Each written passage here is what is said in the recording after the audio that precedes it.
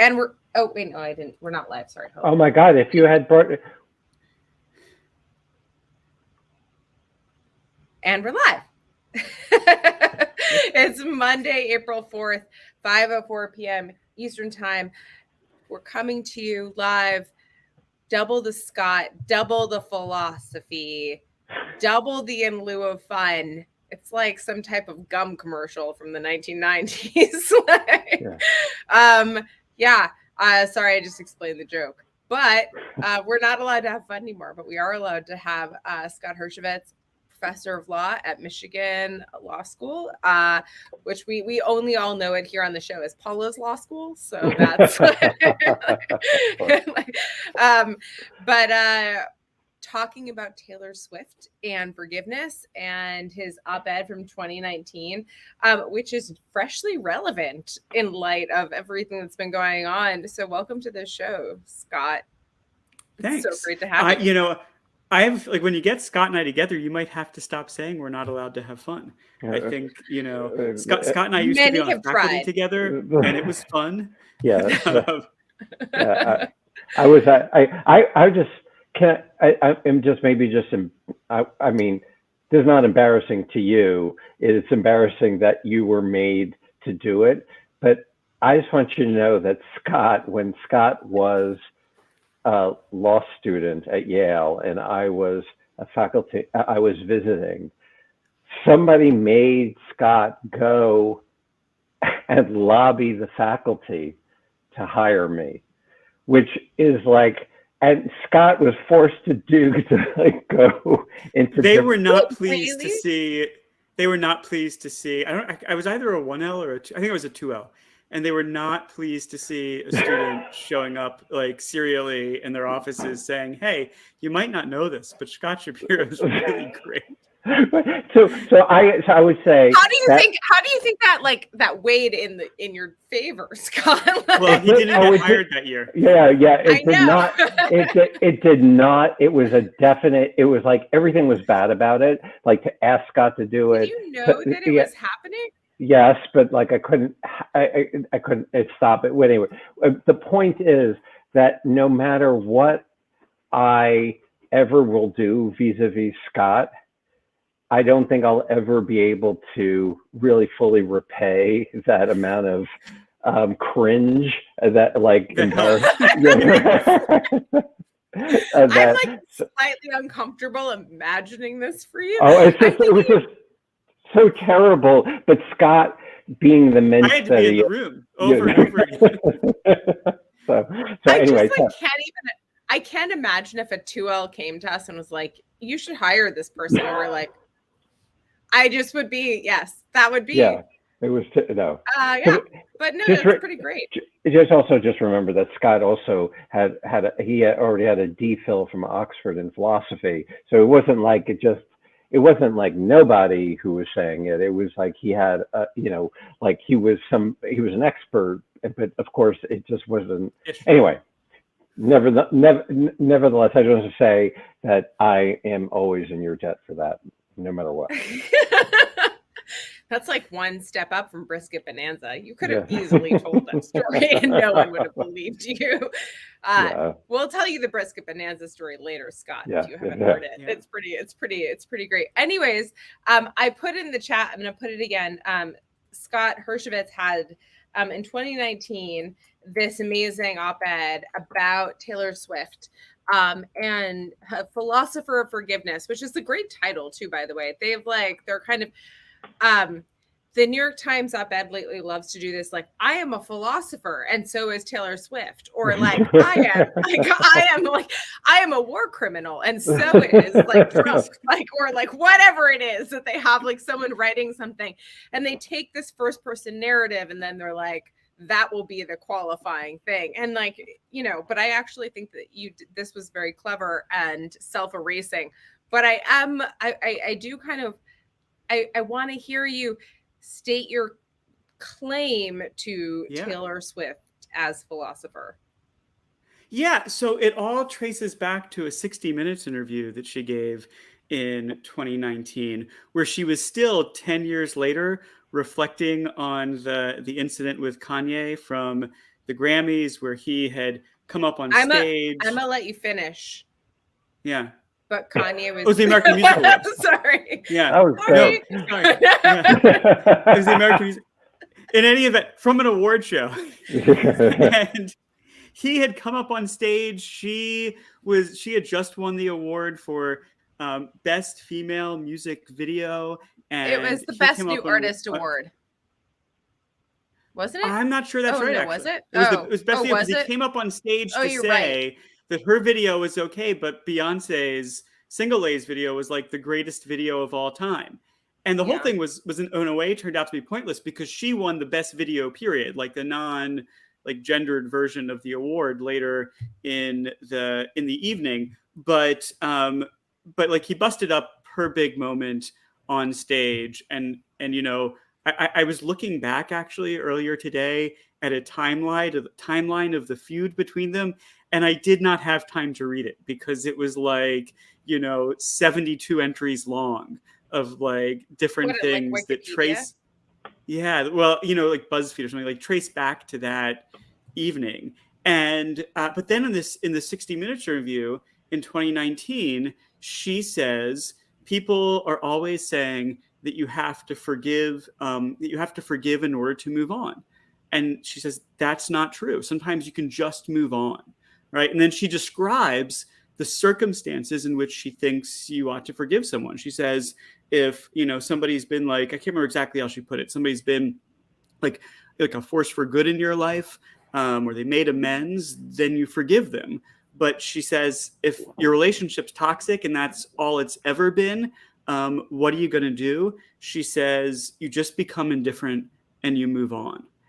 And I think like that's super insightful in lots of different ways, right? So first, I think like she's got a good sense of, or let's just think about, like, back up for a second, think about what forgiveness is, right? So the traditional philosophical story, which goes back hundreds of years to this guy named Bishop Butler, is that that forgiveness is the release of resentment, right? So somebody's done something bad to you, and because they've done something bad, you resent them. And we can talk a little bit more about why that is, like why resentment might be a warranted reaction when somebody Could we wrongs define you. resentment?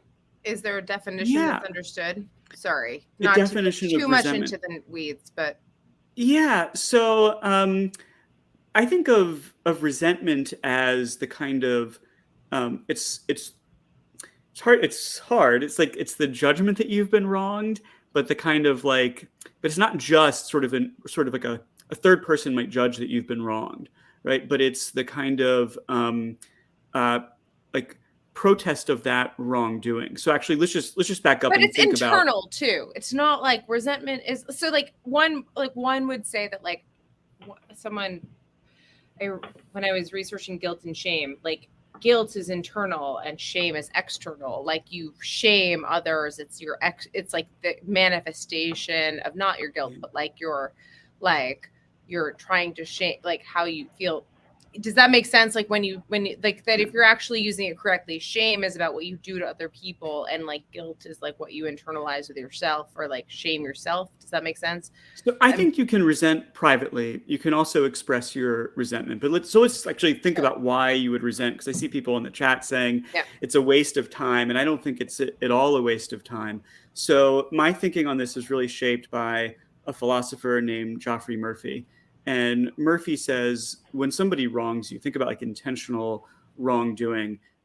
Their act usually communicates some sort of message about you, and it's typically a demeaning message, right? So the examples he gave, where it might say, "I'm here up high and you're there down low," or maybe "I can use you for my purposes," or maybe "the way I treat you doesn't matter," right? And so Murphy says, typically, the things we think of as serious wrongs convey that sort of message. And there's this tradition going back to Bishop Butler that sees resentment as a matter of self-respect, right? It's a way of privately and perhaps publicly protesting that message of thinking, you have this wrong. You're not better than me.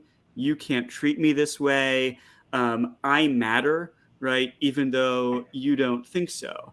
So the other philosopher that's really shaped how I think about this is Pamela Hieronymi, who teaches at UCLA. And Pamela is most famous now. She was a consultant for The Good Place. Yeah. She was a consultant for The Good Place. And actually, even as a cameo appearance in the last episode, she's sitting on the couch in one of the final scenes. So she says that, like the wrongdoing just hanging out there on its own poses a kind of threat to you, right? That maybe, right, this is an okay way to treat you. And the threat comes in like two varieties. Maybe other people are going to conclude that this is an okay way to treat you. And then really, very often, people themselves conclude that what happened to me was okay. I'm just the kind of person that has to take that kind of treatment, say, from Kanye. And so this is why there's this long tradition of philosophers thinking resentment serves a kind of purpose, which is to say it resists that message, it protests that message, and when you express it, it's a way of trying to counter the threat, right? To say, hey, no, wait a minute, you can't treat me that way. So it's a society. So it is both like an internal and an external view. And the external value of resentment is to assure others, to protect or defensively protect, or maybe offensively protect your value in society and to others. And like the internal is to like kind of protect your own idea of self-worth to yourself, kind of. Yeah, I think that's exactly right. Okay. So that's a picture. Now, that's not to say, I mean, it's the conversation in the chat about resentment being bad. Resentment can be bad for people, right? It can consume your life and, take over. You can have intrusive thoughts. You just can't let go of what happened between you and Kanye, and it gets in the way of making music or living your life. And that's bad for people, right? And so there's this story that we tell ourselves, like in our society now, where we say, oh, look, resentment's bad. It kind of eats you from the inside. It's counterproductive, and you need to find a way to let it go or shake it off. And then people want to say, and that's forgiveness, right? So forgive and forget and move on, right? And they think like I should practice being forgiving in this way. It's good for me, right, to be forgiving in this way. And that's where Taylor Swift, philosopher of forgiveness, enters. She's disagreeing with that picture of forgiveness. She's saying, I don't have to forgive in order to move on, right? I can just become indifferent. I can stop caring about it. I can shake it off and then move on without forgiving you, right? And the argument for that, I think, depends on like a more nuanced picture of what forgiveness is. It's not just letting go of your resentment, right? It's letting go of your resentment for a certain kind of reason. It's letting go of your resentment because you see that I can repair my relationship with this person. I can return to a kind of normal state of affairs and positive interaction with them, right? So like, what would make that true? Well, maybe if the person said, hey, I'm sorry, I feel really bad about what happened, then, and you believe them, you think it's sincere, right? That person is taking away some of the threat, right? That they might treat you this way again. If it's public that they've apologized, then other people know that they no longer or never did hold the view that it was okay to treat you this way, right? So if that person disassociates themselves from the demeaning message in what they did, then you can restore normal relations with them. That's the kind of case where forgiveness seems warranted, right? But if you let go of your resentment just because you think, well, that guy's still an asshole, or as President Obama called Kanye in these circumstances, that guy's a jackass, right? And he's still a jackass, and that's all he's ever going to be, is a jackass, right? Forgiveness seems out of place. But like, okay, sorry, I've been dominating, but so Scott, you go ahead. No. Believe me, I have had my chances to speak to Scott in the past. So recently, yeah, but okay. I mean, I have things to say too, but don't you? Can I just say one thing? Don't you think in the case with the he's a jackass, the idea is that it's more like the fact that somebody, like, there's that, I don't want to say master-slave dialectic, but there's a way in which when you resent somebody, you are elevating them because you see them as their message to you, or that view about you, some sense matters to you. And when you could also just think, literally nothing that person thinks matters. Yeah. So this article that Pamela Hieronymi wrote is it's called "Articulating an Uncompromising Forgiveness," and here's what she means by uncompromising. She says, in order to have genuine forgiveness, you've got to hold on to three judgments. One is, you wronged me. The second is, you matter. And the third is, I matter, right? If I don't think you wronged me, then I'm excusing you or justifying what you did. And if I don't think you matter, right, then I'm dismissing you, right, not forgiving you. And if I don't think I matter, then I'm kind of dismissing myself or condoning your treatment of me. I like that. That's Signaling that is a very clean, that versus very well. Yeah.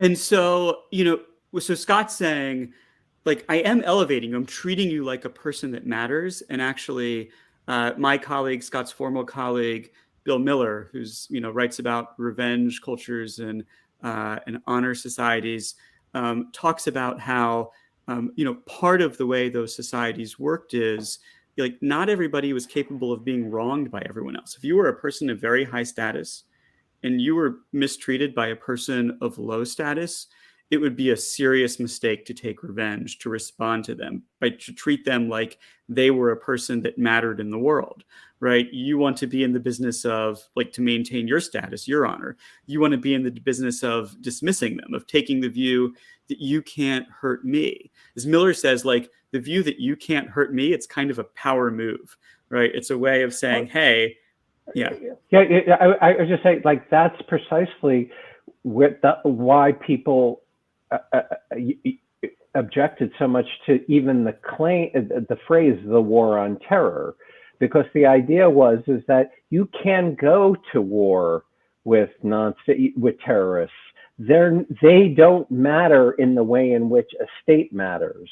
And so therefore you are elevating them dramatically. Oh, interesting. So that was the idea. The idea is that it's not only an oxymoron, the war on terror, but it's also serving the interests of the other side, to say that it's a war as opposed to, a criminal, special military operation. And worse than that, once you define it that way, you can't win.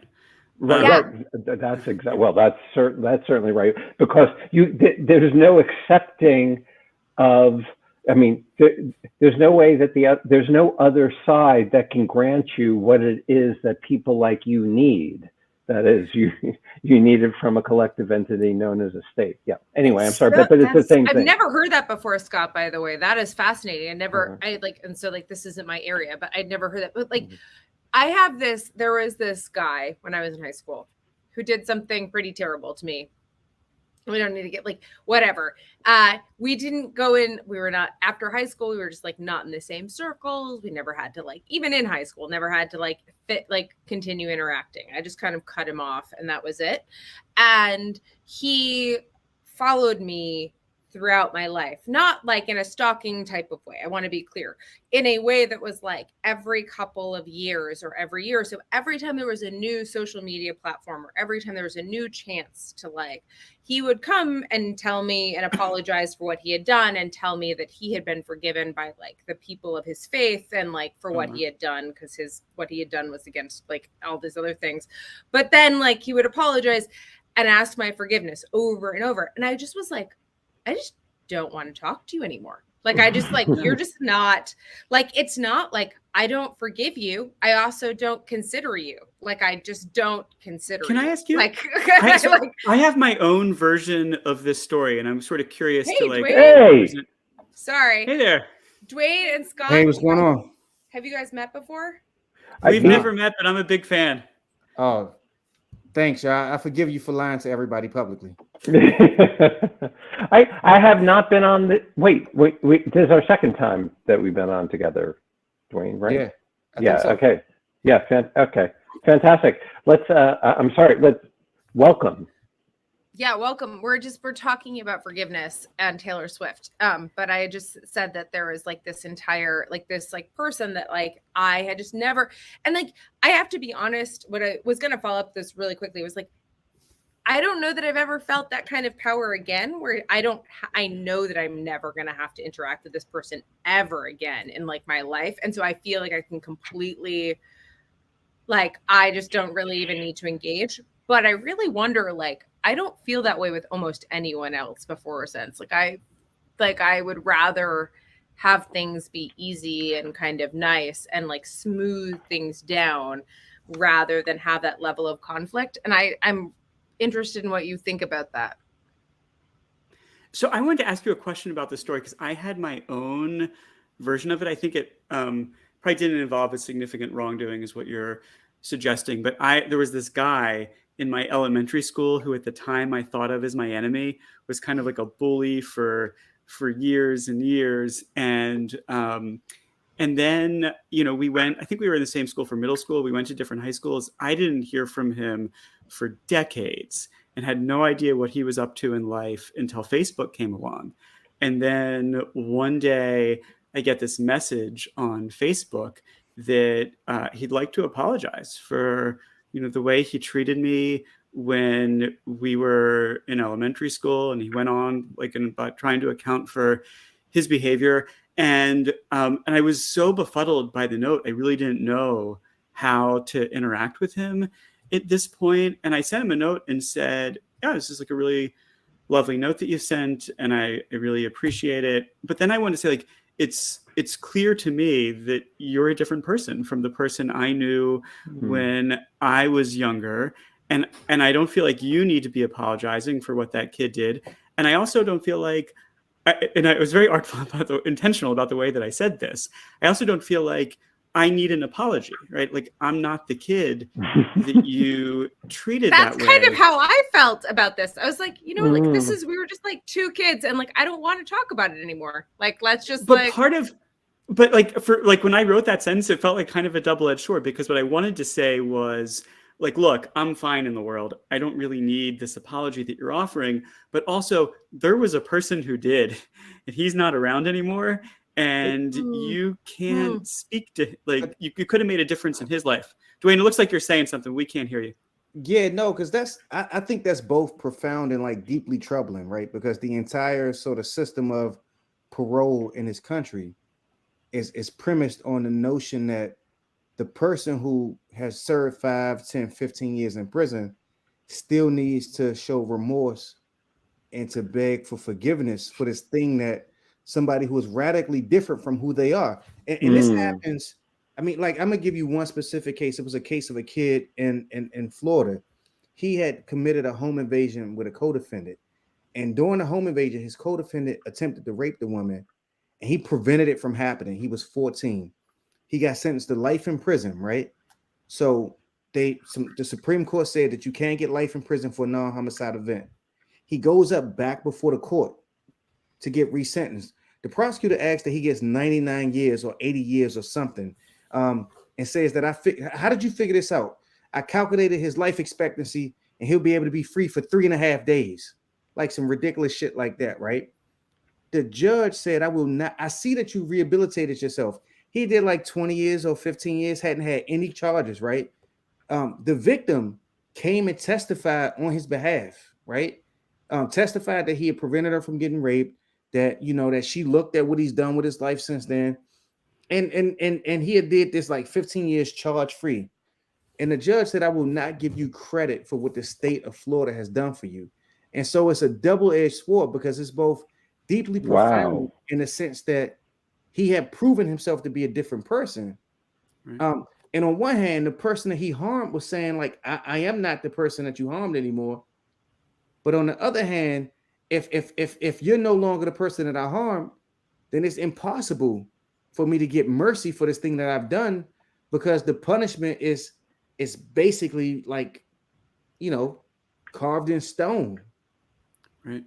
It's like, it's just your, like, it's your, what is like, it's your body. Like, it's like literally punishing your body and not like anyways, this reminds me actually. Right. Yeah. It is punishing. I get it. It's punishing your body because in some sense, the kind of sense of self has changed. Has changed. Right. I mean, this is very much like Derek Parfit Josh Noakes' work on essentialism.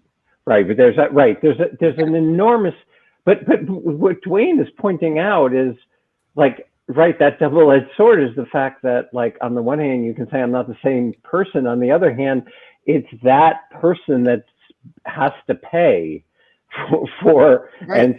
and you're unfortunately connected to that person bodily, corporally. Yeah. I mean, how do you? Yeah, I think these both. Like, yeah, Scott, you can solve this because we're gonna solve sentencing in America right now. We're gonna do it right now. Yeah, no, I'm definitely not going to solve it. I'm just going to say these questions about personal identity across time seem to be really central to the kinds of issues that the criminal justice system struggles with, right? And I want to say, like, the way I think about personal identities, you can be the same person in one sense and a different person in another sense, and the real struggle is to figure out which senses are important for the purposes of what we're up to, right? And so what we need to do is figure out, well, we'd like to see that the person is changed. What kinds of changes are we looking for? If it's complete, if there was no psychological continuity, right? We've got a person with advanced dementia, then probably in our society, we can't even get agreement on that. But we at least ought to be able to think there's no purpose served left by punishing. But most cases are less extreme. There's some continuities and some breaks. And I think we haven't thought hard enough and been clear enough in our legal practices about just what sort of continuities and breaks make the difference for us. Such an interesting, sorry, Scott or Dwayne, go ahead. I feel like I've dominated. I've talked too much. I'm very excited. I've been excited about this piece since I read it in 2019. And so now I get to kind of frame all these questions to you. So this is very fun. But Dwayne's point now makes me think of all these other things. So. No, I mean, I like that. It's interesting. I wish that the system had a more robust accounting for what it means to no longer be the same person that was victimized. Because one of the things that happens is they call you to account for being the same person. So when they call a victim and they ask what has happened to you, one, the state takes they have no stake in you evolving into a different person, whether it's therapy, whether it's sort of financial support that you need, because if somebody robs you and they take $10,000, you're not going to get it back from them, and the state is also not going to give it back to you. And who knows how you set it? Or more reasonable situation. I steal your car, and your insurance company says, "Oh, your car was stolen," and you had a Nissan Maximum that had 100,000 miles on it, and you knew it was good for another 100,000 miles. Insurance company says your car's been stolen. It's only worth $3,500. We're going to give you all of that tomorrow. You should be excited, and you're like, I'm not excited. My credit score is shit. The only thing I had was that car, right? It's not going to allow you to get to work, right? And so the question becomes how to bridge. That's why you remain the same person as suffering, because the collateral consequences of your suffering keep extending out to when you can get past it, if you can get past it. And so it's really interesting to think about how we could ask this question about when you become somebody else and how you become somebody else, right, and who is actually being punished. And I just actually don't think that third parties are ever dissuaded from committing crimes because of punishments people get. It's just an irrational thing to believe, given that the only crimes we really hear about are the most heinous ones ever. You don't find out that, Jonathan got 60 days for DUI, right? Unless you watch the nightly news. And if you're likely to get a DUI, Jonathan going to prison is not going to dissuade you from taking that fifth drink at the bar. It's you on your fourth drink, I heard about Jonathan. This is exactly the time for me to stop. Right. Yeah, I mean, you've hit another one of my sort of philosophical interests. As I write about tort law and righting wrongs, and have written many papers about the inadequacy of the standard phrase that we're going to make the plaintiff whole or put them in the position. Nobody in life has ever said that. No. Many papers about the standard phrase. I love academics. Like, we know how to make the world matter in the most minute ways. I'm looking up all of these papers tonight. Go ahead. Tell us what the standard phrase is. Oh, well, so like you're gonna make someone whole or put them in the position they were in had the wrongdoing never happened. And I had this sort of showdown with the people I was criticizing. I showed up years ago at Tel Aviv to give a paper, and I had all these quotes from tort scholars who were proponents of this view of what tort damages do, that they make it as if the wrong had never happened, as something Arthur Ripstein says. They put people in the position they would have been in absent the wrongdoing, as something Ernie Weinrib says. And I walk into the building, and there's Ernie, who does not teach in Tel Aviv. Says, "Hey, Scott, I happen to be in town. I'm coming to your paper today." And then they introduced me to somebody else who was in the paper as a critic. And I thought, what am I going to do? I have this presentation written out, and I thought, I'm going to do it. Like, I'm going to say the things I've been saying about these guys in the room with them there. And I actually asked him, I said, I just want you to imagine somebody who suffered a serious wrong. Say you represent a plaintiff who was sexually assaulted. And then, there's a trial and she wins and she gets a big jury verdict. And I want you to turn to her there at the table. And I want you to say, you know what happened here? We made it as if the wrong never happened, or we put you in the position you would have been had this person not sexually assaulted you. It's like, you can't even get that sentence out of your mouth. So it's bizarre that in law schools, people talk as if that's what the damages do, or in the criminal context, like if the punishment might help with that. Whatever the legal response is doing, it's not that, right? People's lives have changed and they've been scrambled in all kinds of ways, and we're not putting it back the way it was. Yeah. Totally. Go ahead, Scott. Oh, I thought maybe we should go to go to questions. Yeah, go to questions, because there's I was just I was enjoying the conversation. No, lots of them, but this is actually one of the great things about talking about things that Scott Hershovitz talks about, is that people find them interesting, as opposed to what I do. So I also do some of what you do. No, but you do what I do, but in an interesting way. So, but I would love to go to the audience. Yeah. Well, while we wait for the inevitable long wait for Matteo to, even though he was by far, wait, here he is. Hi, Matteo. We're just talking about you. Oh, really? My feed cut out like a minute ago. You were, I was saying we're going to wait for Matteo for like another 3 hours or something. Okay. So I was making fun of you. Matteo is our resident. How old are you? 14? Recently, 21. Great. Off just by a factor of 7. But it was Matteo is incredibly amazing, precocious, and like kind of brilliant. One of the people who joins us regularly, and he's at Yale, so he bumps into Scott on a regular basis. I just saw we saw each other on Friday. We were at the same conference. So. Very cool. Matteo, go for it. Thanks. My question is about forgiveness and its relationship to third parties. And I'm wondering how the feelings of the person who's the directly aggrieved party should affect whether third parties forgive the perpetrator.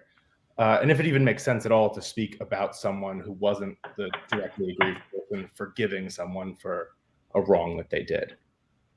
Yeah, so forgiveness, I think, is one of these really interesting phenomenon where you need standing to forgive, right? So I can't just go stand out on the street corner, looking for people that have done something wrong and like walk up to them and forgive them. If I had no involvement or no stake in the situation, and like it'd be weirdly presumptuous. Like who are you to? Because when you forgive someone, you're implying that they did something wrong.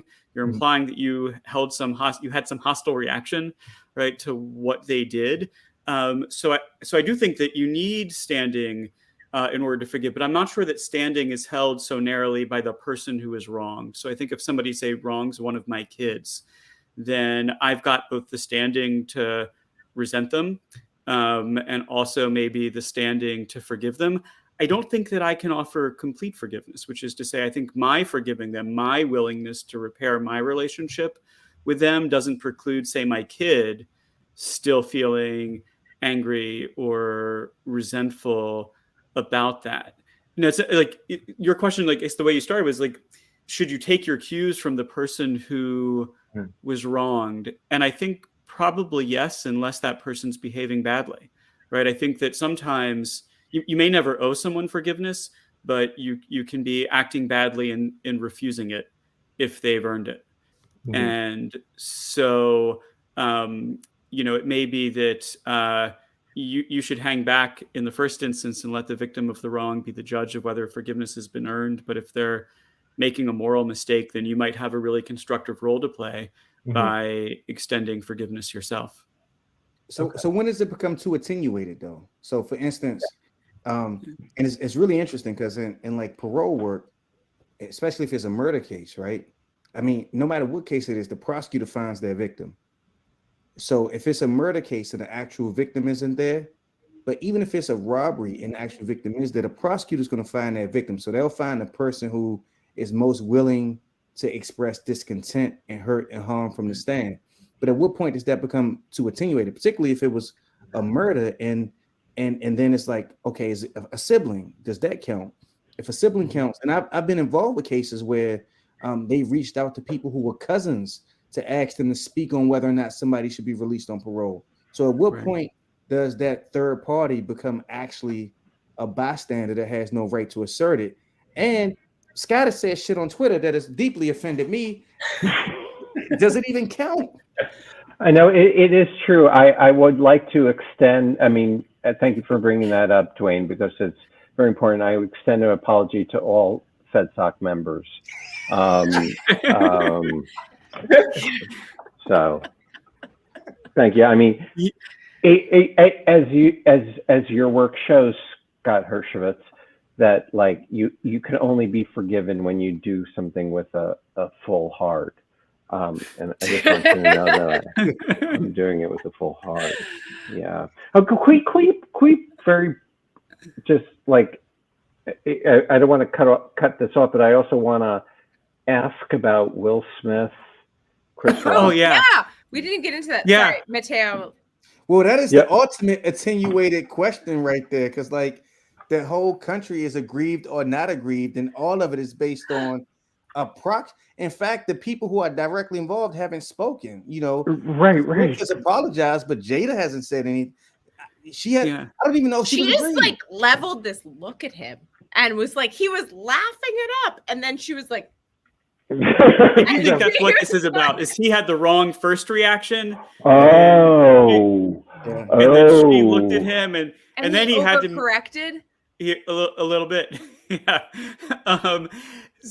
So like the philosophical literature draws this distinction between resentment and indignation, right? Where the thought is resentment requires some personal stake in the situation. Most commonly, you're the victim, but maybe you're also somebody who represents the victim in some way, like a parent, or whose well-being is bound up with the victim in some way, like a spouse, so that you stand to be like specially harmed by what's happened.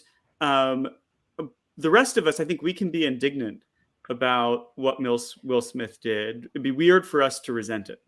That's so interesting, because one of the questions, and this is why it becomes the sort of substance of literature, right? Because the question is like, as a spouse or a partner, when do you have the right to actually resent something? or to just be indignant. And where you are positioned morally probably has so much to do with the internal aspects of your relationship, but the public isn't really aware. That's so true. Yeah. And that like knowing that you and your tribe are going to resent or like be indignant of a person gives you the power to publicly forgive them. Or to stop giving a shit, because you're just like, you know what? I don't need to punish you. All my people are going to punish you forever. Like, that's kind of like, I mean, like, like right? Like, someone comes at Dwayne and I will be like, Dwayne can forgive them. I will never. Yeah. No, seriously. Well, I think we play important roles for each other like that. And, if you're worried that Dwayne is a little bit too quick to be forgiving, and if you're somebody who's related to him in the right way, that you can be a little protective of him by not being as quick to forgive on his behalf as he is. On the spousal question, actually, I just want to give an advertisement for another philosopher. A philosopher who's going to be my colleague in the fall, Steve Schaus, has this really interesting paper about loss of consortium claims in tort law. And they used to have a rationale, right? Wait, so it used to be explain what loss of consortium is. Okay, so if Scott's in a car accident and he's, injured in a way, say that, so he's injured in a way maybe that makes it difficult for him to do his job. And now he's not teaching at Yale and he's not bringing in income, and he's also not helping around the house. He's not cooking the meals he would normally cook or doing the laundry he would normally do. Scott's wife, Allison, can bring a claim, right? Alongside Scott's claim. Scott has a claim for his lost wages. Allison has a claim for loss of consortium. She can say, hey, Scott used to do these things around our house. He can't do them anymore. That's hurting me. She can also say, Scott and I used to go do these things together. We like to hike. We like to dance. We can't do those things any longer. And all of this used to have a rationale, right? It used to be that that these were claims that husbands brought for injuries to their wives, because the law's view was that the wife was the husband's property. And so it was a kind of proprietary claim. You damaged my thing, and it's not as useful as it was, and I want compensation for that. Well, we abandoned that view of the spousal relationship, but the loss of consortium claims in America have hung on. In lots of the common law world, they just got rid of them, right? Here, they've hung on. And so Steve Schaus asks, is there a rationale for them? And the answer he gives is, we should understand spouses to have a kind of joint agency, that their lives are intertwined, so that it's not that each person has the things they do things as a we, right? And the injury is to the group. And so it's not that Allison, if Scott's paralyzed, Allison can't dance. She can dance. There's lots of other people on her own. There's lots of other people in the world she can dance with. The claim is, we can't dance together, right? And so when I think about Clarence Thompson rule, it brings us to Clarence Thompson. They definitely have a problem. Wait, Clarence Thomas, and Ginny Thomas, they're like insanely. Okay, sorry. They are a we who are doing some things that are inconsistent with his role. Yeah. Oh, that's actually a really interesting way of framing it, Dwayne. I know it's interesting though, because they said that though. He once said that she was like that they were like tied together at the hip, but he said it in a positive aspect, talking about the way that she allowed him to be the person that he is and how like she supported him in just the sort of general sense of it. But then when it comes to this negative thing, it's like, nah, they two different people. So it's, if it's good for the goose, it's good for the gander. Right, but except that, right. So people, when it comes to criminal justice system, even though you're a different person, tough. But when it comes to recusal, we really are two different people. Yeah. Again. No, go ahead, Scott. Well, just because I just don't want to hurt Dwayne anymore by saying bad things about the legal conservative movement. So I'll just leave it there. Wait. So Scott Hershovitz, why are you not? You should rewrite your op-ed about Will Smith. About Will Smith. Like, what have you thought about doing that? Have there been any op-eds about it? I don't know. I haven't been. I don't know. Like I think that people are showing a lot of restraint, actually. No, it's been several op-eds. But what's interesting, Paula should ask her question, actually. I have an interesting take on what your op-ed should be about, but Paula is like, she muted herself because she doesn't want to hear us. No, I muted Paula because I know that she's just like, bap. I mean, everyone's like, oh, Paula, but she has her own law school. So, so she's They've like named it after her. You're at Paula's law school, so whatever. Okay, I teach at Paula's law school. In fact, right, this will not be the first time that Paula has asked me a question. Paula's like completely. I feel really bad. Okay. I don't even have him as a professor anymore.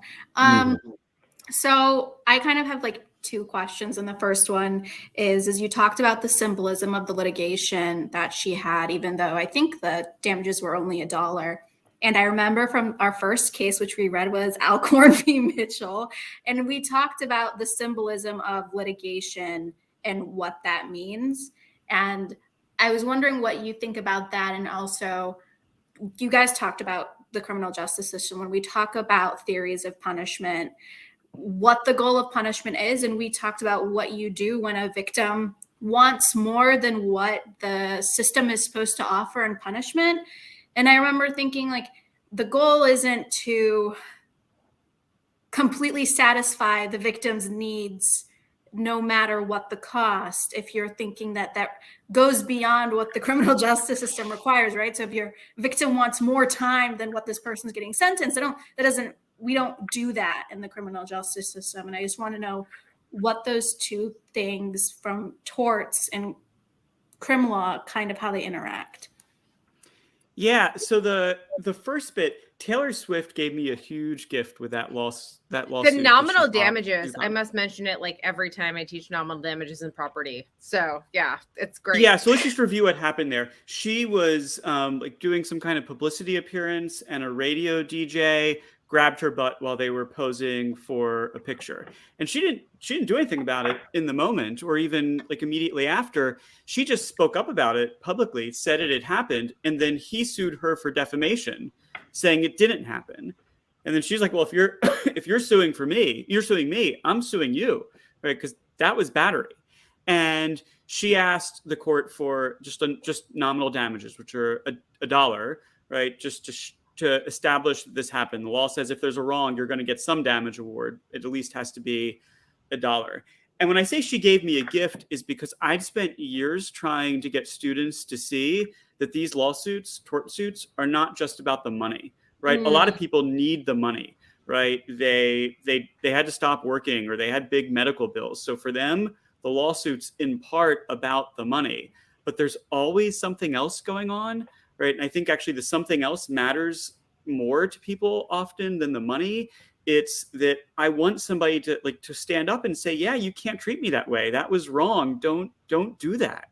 Right. And so she really helped me out because she has a lot of money. She didn't need any more money. So she could come into court with the purity of saying, I just want $1 for the wrong, and make clear that there's really something else that matters here, which is like, my body's not your property. You can't just grab my ass whenever you want to. So, and as I say in the paper, I think these sort of collective practices of disassociating the community from the message that the wrongdoing sends, making clear that the community doesn't regard Taylor Swift's body as available for anybody who wants to grab it, that's kind of a substitute for the victim taking that, for the wrongdoer taking that responsibility on themselves and apologizing and acknowledging the wrongdoing. So that's one reason I think institutions like tort law are really important and have a constructive role to play. Right. The second question about like the role of victims in the criminal justice process, I've got a more complicated view, I think, than the sort of standard view you get in a lot of law schools. Right. A standard story is that tort law is about the relationship between the victim and the wrongdoer, and criminal law is about the relationship between the wrongdoer and the state. And I think things actually can't be sorted that cleanly, because if there was a victim for the crime, then the prosecution is inevitably going to say something about that victim, right? So think about, like, people are upset by the Brock Turner sentence. He's the Stanford guy who sexually assaulted Chanel Miller and was eligible, I think, for a 10-year sentence, and was sentenced to 6 months in prison. And a lot of people thought, well, that wasn't long enough. And one reason people felt that way is because they thought it suggests that what happened to her is kind of trivial. So I think, like, victims are sort of bound up in the messages that any criminal prosecution is going to send, but that doesn't mean that they should have control over what those messages are. I think it's just something that we have to attend to. You've got to respond to what Brock Turner did in a way that signals that this is really like an egregious violation of Chanel Miller. And, it's a cat named Christopher Belter who had sex with 2 women without their permission, and he was sentenced to probation. And what was really interesting is there was people on the internet saying, again, some white kid commits this heinous crime and he doesn't get any prison time. One of these women was an ex-girlfriend, and another one of the women he knew, and they pushed for him not to get jail time. And in fact, his sentence was so lax that if he fulfills his probation terms, he will only be on the sex offender registry for like 6 months, right? And it'll essentially get wiped away.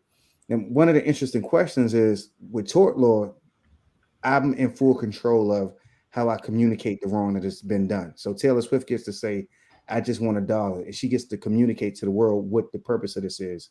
With criminal law, even in this case I'm talking about, the public reads the article and the victims no longer matter. The public reads the article and they say this is another example of white male privilege.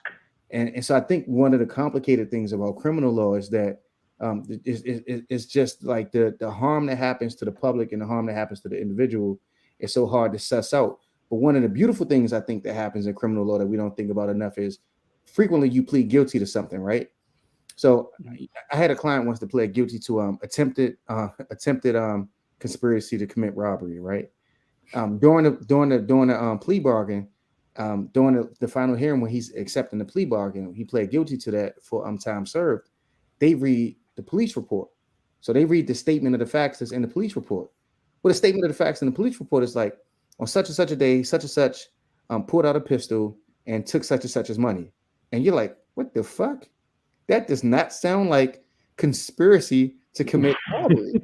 That sounds like robbery. And the interesting thing is, like, whenever you have something that comes out in the plea bargain that doesn't map, not whenever, but frequently, if it doesn't map onto the charging documents, it might be because the charging documents don't describe what actually happened.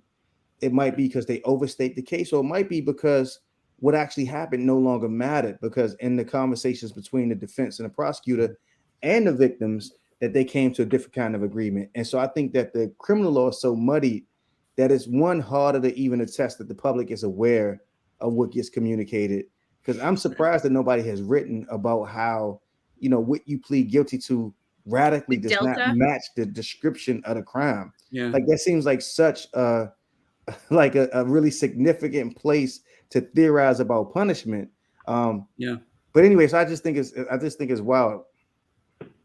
Yeah, actually, my colleague Gabe Menlo has written a little bit about that. There's sort of like the difficulty of understanding what the communicative message of a criminal conviction is, given all the parts of the process that are opaque, right? Opaque to the public, sometimes opaque to the jury. I do think, just on the first point you're making, Dwayne, you're absolutely right to draw this distinction. In tort law, it's like foundational that the victim is in complete control. Nobody else can file that lawsuit. Nobody else can settle that lawsuit. And in criminal law, it's not that way. The prosecutor is more or less in control, and sometimes has a practice of listening to victims, and sometimes don't have the practice of listening to victims. I do think there's a kind of reason to have this institution where somebody else is in control other than the victim. And it's precisely for this problem we're talking about earlier. Sometimes victims may undervalue themselves, right? That's something you see on like domestic violence. And sometimes there's more people who have a stake in the outcome than just the victim. So with the case you're describing, the two victims are in a forgiving mood, but that sentence is going to say something about women generally and the significance of sexual assault. And so having a kind of public representative involved in the decision as to what the consequences should be strikes me as significant or important. But of course, we almost always overdo it. Can I say, so one of the things that I really love about your work, Scott, is the idea, and it comes through for the last hour you've been talking about, especially in your last comments, which is the kind of the symbolic moral role that, you know, appearing in court, litigation, contesting claims matter. And so you have this great article about Harry Potter, you know, like imagine like you suffer some loss and like you could just go to like Harry Potter and like he'll just wave his wand and monies will change, you know, bank accounts like to the person who really did it, and everything will get to the point where as if it never happened, you know, and so the point that you make there, and I'm sorry if I butcher it, is the idea that actually something very important would be lost, the idea that you as a victim who have been wronged have the right to make a claim and have that claim publicly evaluated. And I think that that's incredibly important in our ability to understand what is happening in the courtroom. But I also, it's really, I know this may sound like it's coming completely from left field, but like how does that, you know, like when people talk about AI and the use of AI in law, like they're just not thinking that like the tool is really mismatched with the problem that the legal process is trying to solve, which is not like who did it and how does the money get around, but rather what message do these actions take. And I just want to say, like, that's a kind of hallmark. I mean, so much of your work kind of drawing out the moral and stakes of legal process. I want to just make a pitch for Scott. Scott has this unbelievable book that's pubbing in about like 3 weeks, 4 weeks. May 3rd. Yeah, like 4 weeks. Yeah, May 3rd. Okay, cool. Yeah, we just put it in. We've been putting it in the channel today, but like you'll be back on to talk about it. I hope. Yeah, when you can. It's a fantastic book. It's what the thing is that not only is it funny and it has dual uses, but it's also really good philosophy. Like it's really, really good philosophy. It's really interesting. And you will, even if you're a professional philosopher who like reads this stuff all the time, you will learn a tremendous amount from it. So anyway, should I just describe the book? Should I tell people what it is? Yeah, please. Yeah, go ahead. Just please. Yeah, so the book is called Nasty, Brutish, and Short, Adventures in Philosophy with My Kids.